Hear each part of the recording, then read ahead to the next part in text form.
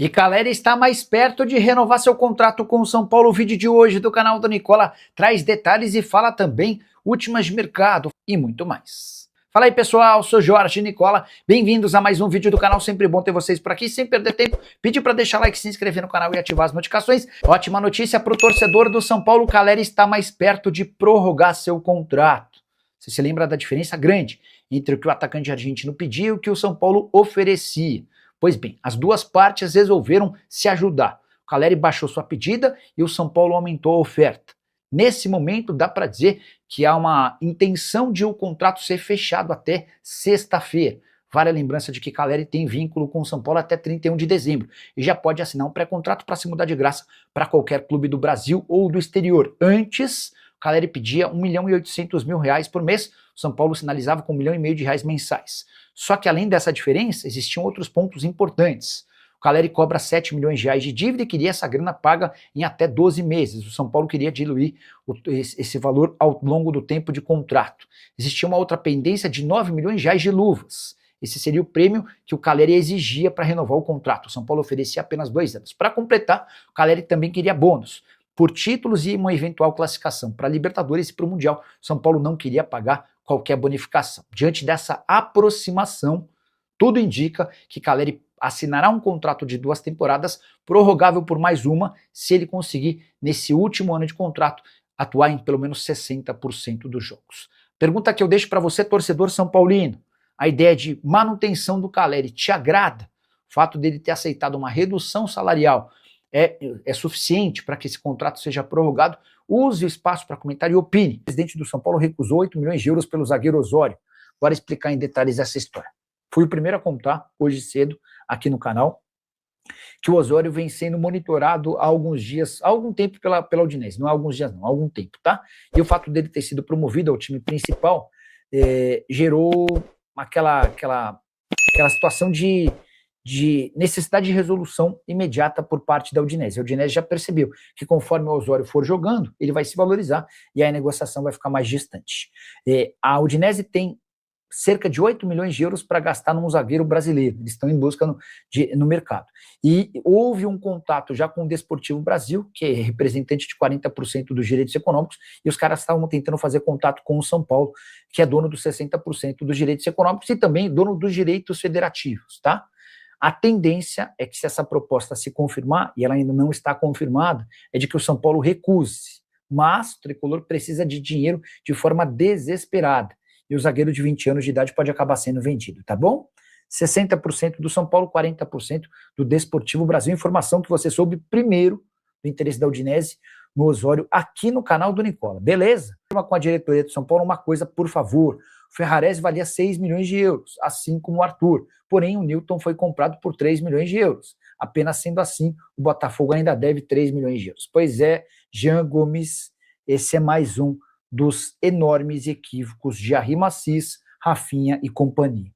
Estou bem à vontade para cornetar, porque quando necessário a gente elogia, mas o São Paulo está trocando o Ferrarese, que era zagueiro reserva do São Paulo, mas havia sido comprado por 4 milhões e 200 mil euros do Grupo City, e jogador com outras propostas, por um volante que nem entrou, nem saiu do banco de reservas em 12 partidas na temporada e tem 26 anos de idade, o Newton, tá? Troca é pau a pau.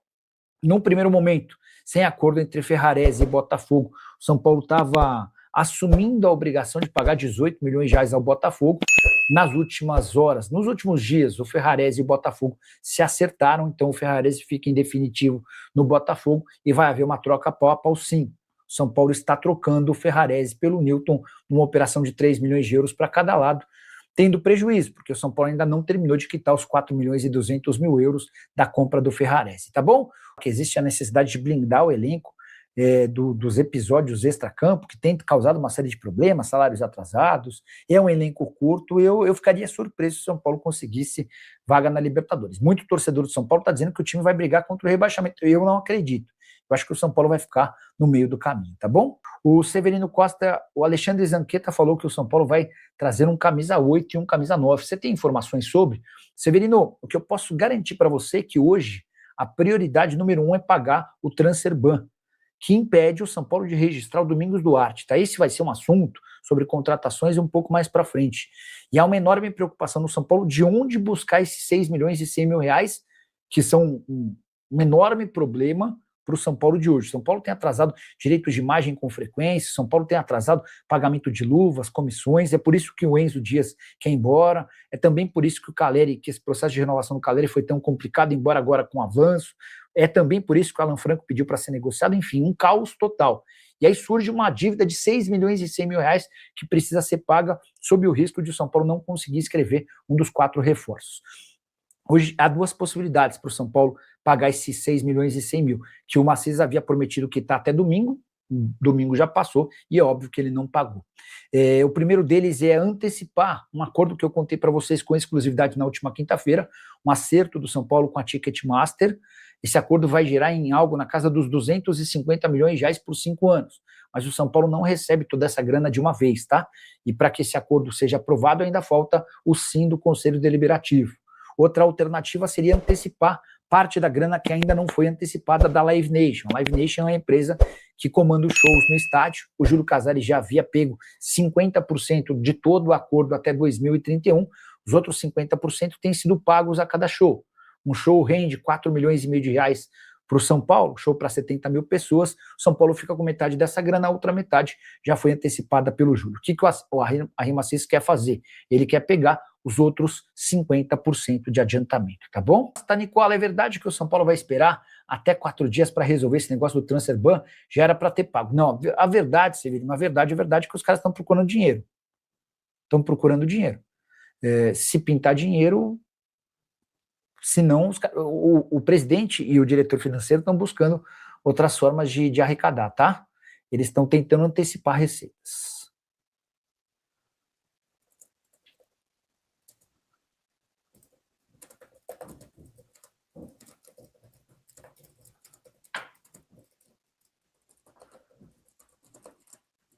Espera aí, tentar pôr um negócio aqui.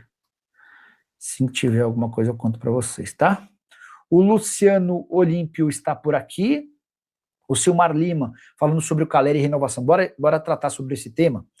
O Calleri tem contrato só até 31 de dezembro, né? E dá para dizer que a última reunião sobre o tema tinha sido bastante desesperadora, tá?